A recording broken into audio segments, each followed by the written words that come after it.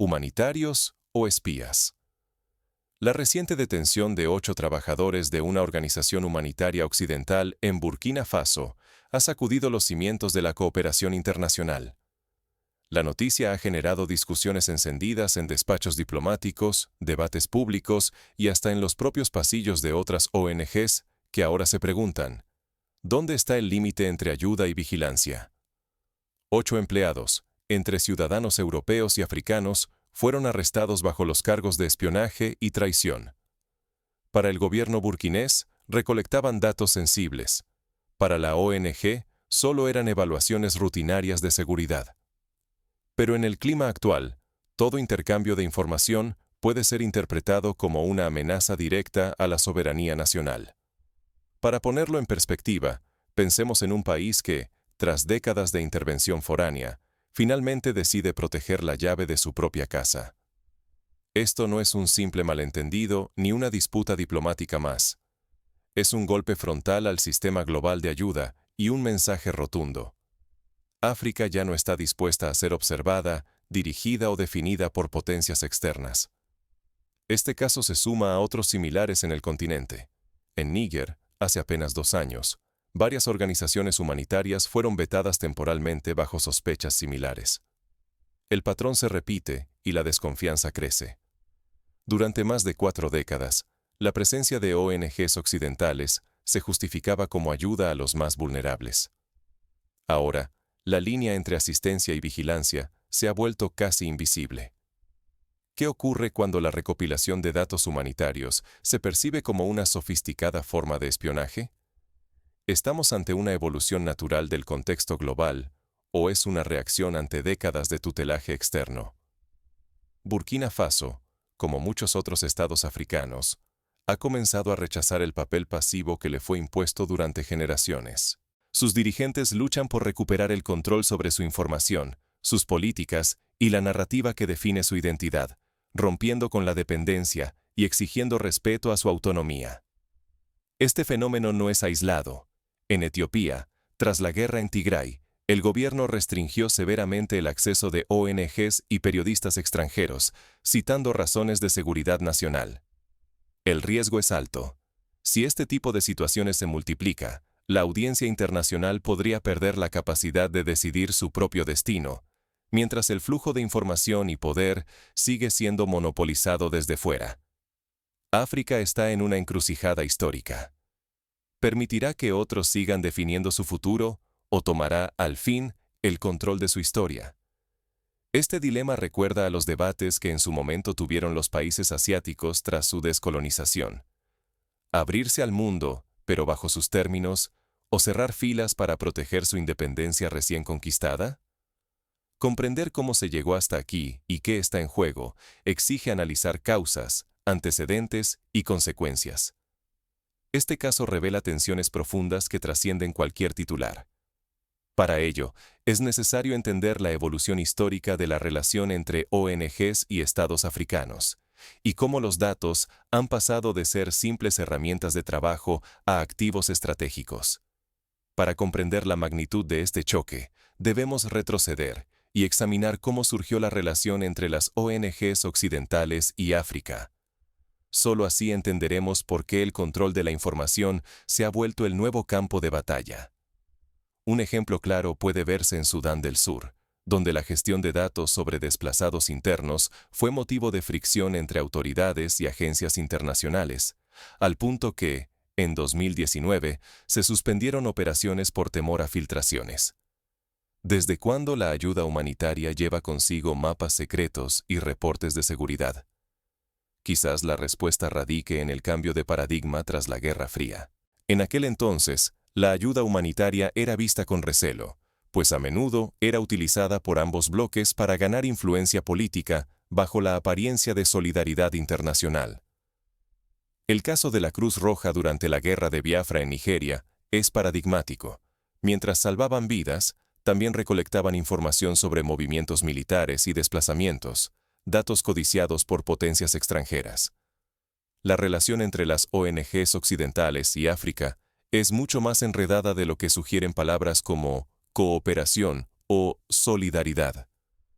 El caso actual de Burkina Faso revela lo que muchos temían, pero pocos se atrevían a decir en voz alta.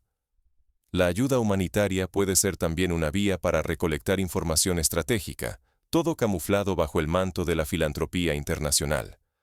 No es la primera vez. En Ruanda, durante el genocidio, ONGs que cartografiaban campos de refugiados también generaban mapas de rutas de fuga, utilizados luego por actores militares. La International NGO Safety Organization, conocida como INSO y con sede en Europa, era vista como indispensable para quienes laboran en zonas de conflicto. Su labor oficial era recoger datos sobre ataques armados, rutas peligrosas y áreas bajo amenaza, justificando todo como una herramienta de protección para los trabajadores humanitarios. Esta función, en teoría, es esencial. En países como Somalia, donde los secuestros de cooperantes son frecuentes, tener información de rutas seguras puede marcar la diferencia entre la vida y la muerte. Pero en Burkina Faso, el gobierno pronto detectó el verdadero valor de esos datos. Mapas que detallan rutas de convoyes, informes sobre la frecuencia y ubicación de ataques, evaluaciones minuciosas de zonas de riesgo. Toda esta información, recolectada sin autorización estatal, iba mucho más allá de simples precauciones. Era, en esencia, un mapa de la seguridad nacional, elaborado por manos extranjeras. Este tipo de información, en manos erróneas, podría facilitar emboscadas o ataques contra infraestructuras críticas. Por eso, a finales de julio, las autoridades de Burkina Faso suspendieron a INSO. La acusación era grave. Recopilar datos sobre la seguridad del país sin permiso, algo inaceptable en un contexto de guerra asimétrica y sospechas de infiltraciones. A pesar de la suspensión, miembros de la ONG, tanto europeos como africanos, fueron sorprendidos en reuniones clandestinas y almacenando información que, según el Estado, nunca debió salir de su control. La situación recuerda al caso de la expulsión de Médicos Sin Fronteras en Myanmar en 2014, donde el gobierno alegó que la ONG había recolectado datos sensibles durante sus operaciones. Este incidente fuerza a mirar de frente una verdad incómoda. En África, la línea entre ayuda humanitaria, diplomacia e inteligencia siempre ha sido ambigua. Desde la época colonial, potencias externas han encontrado maneras, más o menos discretas, de extraer información clave bajo pretextos altruistas. Lo que cambia ahora es que los estados africanos empiezan a valorar los datos como recursos tan fundamentales como el oro o el petróleo.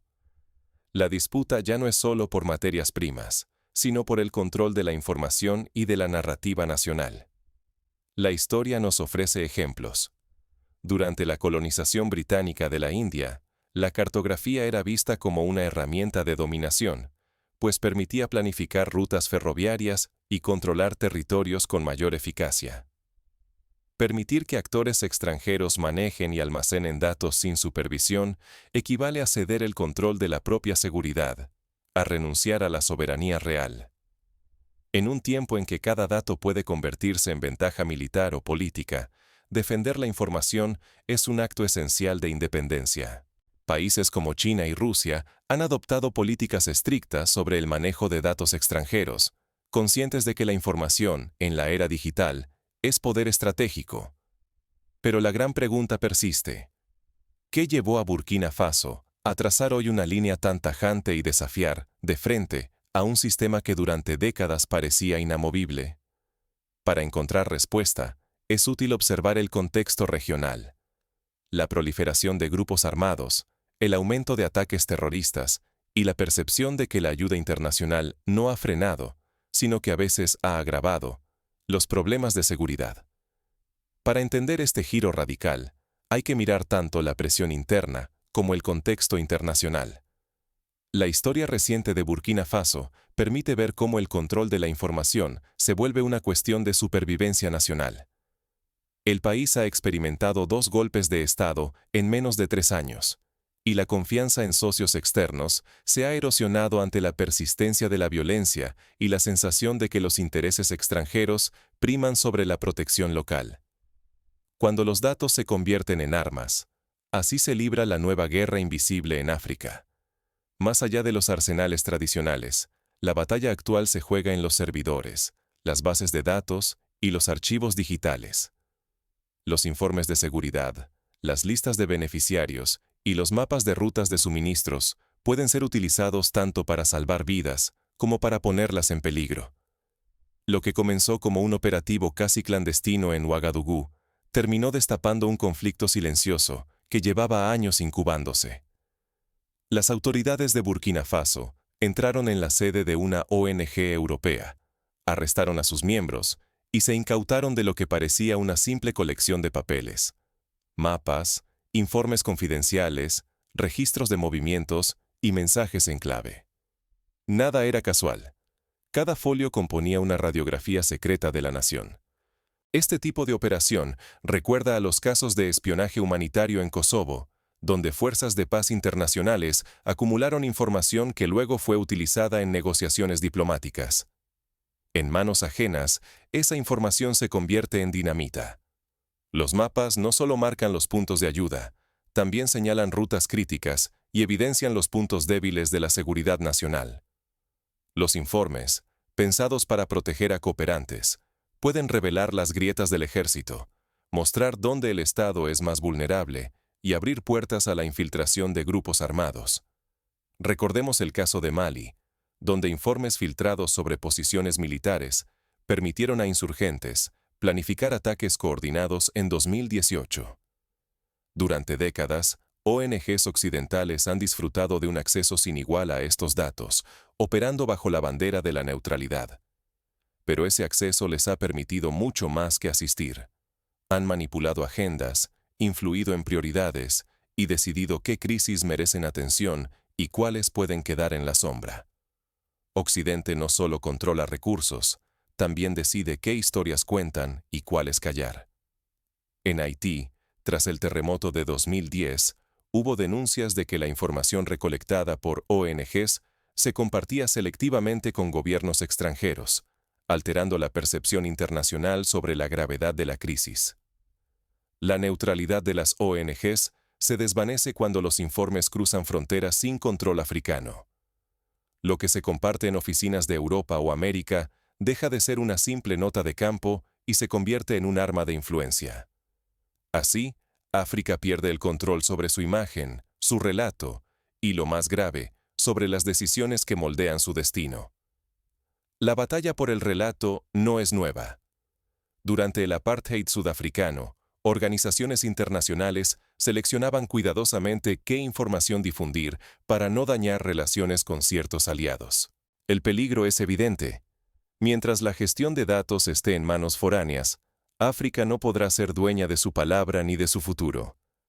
Cada informe que sale sin vigilancia local es una oportunidad menos para decidir desde dentro y para blindar los intereses nacionales frente a agendas ajenas. Los ejemplos históricos abundan. En el Congo, en la década de 1960, la información sobre minas de coltán y diamantes fue usada por multinacionales para negociar contratos ventajosos, sin que el Estado tuviera control sobre el proceso. Por eso, la reacción de Burkina Faso no fue solo un acto de defensa. Fue una declaración contundente de independencia informativa, cuyo eco ya resuena en toda la región. Al desafiar el monopolio extranjero de los datos, el país abre la puerta para que otras naciones africanas reconsideren sus pactos con organizaciones internacionales y exijan respeto por su soberanía informativa. En África Occidental, Ghana y Senegal han iniciado debates parlamentarios sobre la regulación del flujo de datos humanitarios, anticipando reformas legales para proteger la información nacional. Pero la batalla por los datos solo es el principio. Ahora, los líderes africanos se enfrentan a una pregunta crucial. ¿Quién debe escribir la historia de África y decidir su futuro? La respuesta a esta pregunta marcará el rumbo político y social del continente en las próximas décadas. Sin datos, no hay poder. El día en que África cerró el flujo informativo hacia Occidente, el mundo contuvo la respiración. Por primera vez, el continente giró la llave y Occidente quedó fuera, incapaz de mirar, interpretar o intervenir como antes. Este cierre informativo fue comparable, en su simbolismo, al momento en que India nacionalizó sus ferrocarriles o cuando Egipto tomó control del Canal de Suez. Actos de afirmación nacional que cambiaron el equilibrio global. No fue solo un gesto simbólico. El corte de datos paralizó a gobiernos, agencias y corporaciones occidentales. La vigilancia sobre África se debilitó de golpe y el control externo empezó a resquebrajarse. Era impensable que Burkina Faso desafíe, tan directa y abiertamente, la arquitectura global de la información. Los ejemplos históricos muestran que este tipo de decisiones suelen generar efectos dominó. En el caso de la OPEP, la nacionalización del petróleo llevó a una reconfiguración de las relaciones económicas globales. En Europa y América del Norte cundió el pánico. Organizaciones, diplomáticos y empresas acostumbradas a un flujo constante de datos africanos se encontraron a ciegas de la noche a la mañana. Informes de inteligencia, mapas de riesgo, evaluaciones de terreno. Todo quedó en pausa.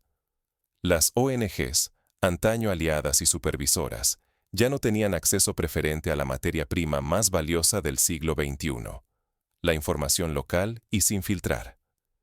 El caso recuerda a la expulsión de empresas tecnológicas extranjeras en Rusia en 2022, que dejó a varios sectores sin acceso a datos críticos.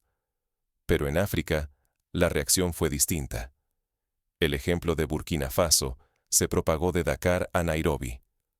Gobiernos vecinos empezaron a debatir si también debían limitar la influencia de ONGs y agencias internacionales.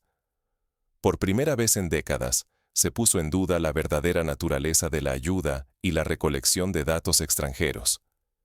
Esta ola de reflexión colectiva ha dado pie a la creación de foros regionales sobre soberanía informativa, como el que tuvo lugar en Addis Abeba en 2023. No era solo desconfianza, surgió una nueva ambición. ¿Y si los países africanos cooperasen directamente, compartiendo información de forma horizontal y sin intermediarios? La idea de una red de inteligencia continental, independiente y basada en la confianza mutua, empezó a tomar forma. Una alianza informativa nacida del respeto a la soberanía y la voz propia. Es un modelo que ya se ha visto en la Unión Europea, con la creación de bases de datos compartidas para combatir el crimen transfronterizo. Así, la narrativa de dependencia se agrietó. Durante siglos, África fue vista como un continente tutelado, incapaz de decidir su destino sin supervisión externa. Ahora, el control de los datos abría la puerta a otra historia. La de naciones que deciden políticas desde su propia voz, fijan la agenda según sus prioridades y recuperan la capacidad de definir su futuro. Las campañas de alfabetización digital en Sudáfrica y Kenia ilustran cómo la tecnología puede ser usada para empoderar a la sociedad civil y fortalecer la autonomía nacional. El desafío, sin embargo, es inmenso.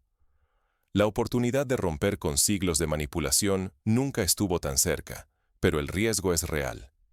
Si África no logra crear un modelo propio, transparente y eficaz para gestionar sus datos, podría quedar aislada digitalmente y marginada de los circuitos globales. La soberanía informativa exige más que audacia. Requiere cooperación, innovación y una visión común. El caso de Estonia, que digitalizó su administración pública con estándares de transparencia y seguridad, puede servir de inspiración. Surge así una pregunta crucial. Tras romper el ciclo de dependencia, ¿cómo evitar que surjan nuevas formas de control o vigilancia desde dentro? ¿Cómo construir una autonomía genuina sin caer en la opacidad o el abuso interno? La experiencia de países asiáticos como Corea del Sur demuestra que una regulación sólida y la participación activa de la sociedad civil son fundamentales para evitar la concentración de poder en manos de unos pocos. La tensión crece. África se encuentra ante una encrucijada histórica.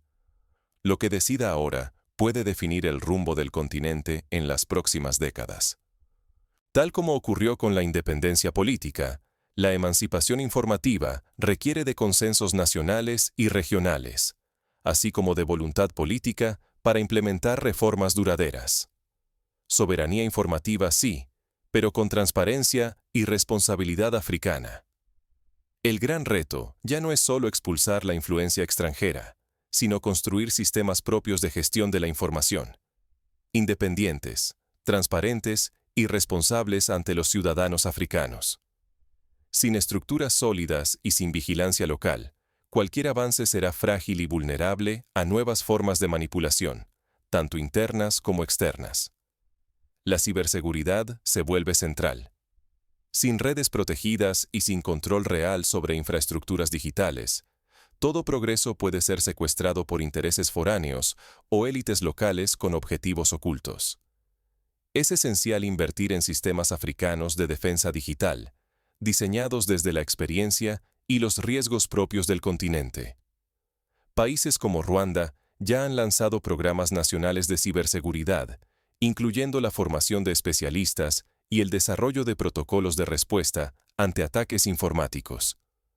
Pero la formación técnica es apenas el primer paso. Es vital legislar con claridad para proteger los datos de todos, evitando que el control estatal derive en represión o corrupción. No basta con expulsar la vigilancia extranjera. Hay que impedir que el nuevo control africano repita los errores del pasado. El fin de la tutela occidental no puede justificar la opacidad, la censura ni la concentración de poder. Ghana, por ejemplo, ha impulsado leyes de acceso a la información pública para garantizar la transparencia en la gestión estatal de datos. Por eso, la transición debe ir de la resistencia a la construcción. Ahora toca dejar la queja y la desconfianza y apostar por generar capacidades propias, creando confianza entre Estado y sociedad civil. Se necesitan líderes que entiendan que la soberanía informativa descansa sobre la responsabilidad y la transparencia, y que estén dispuestos a rendir cuentas.